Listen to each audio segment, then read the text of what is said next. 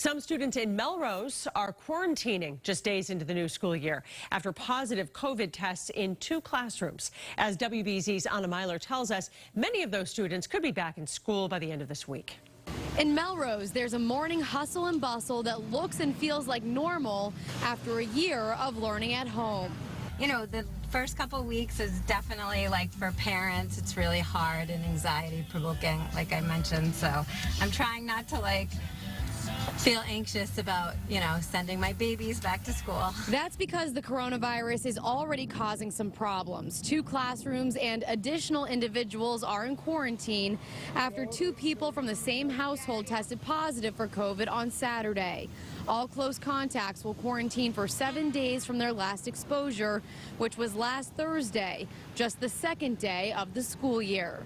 I'm not terrified, only because my son is vaccinated, my wife and I are vaccinated, and my in-laws who live with us are all fully vaccinated.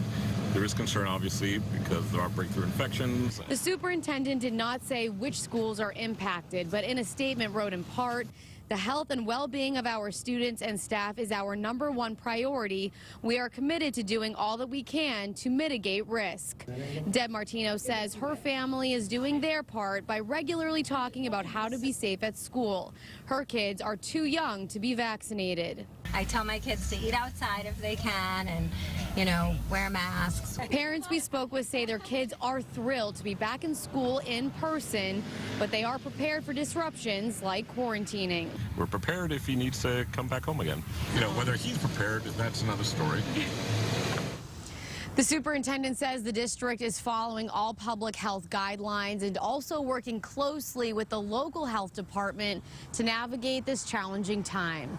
Reporting in Melrose, Meiler, WBZ News.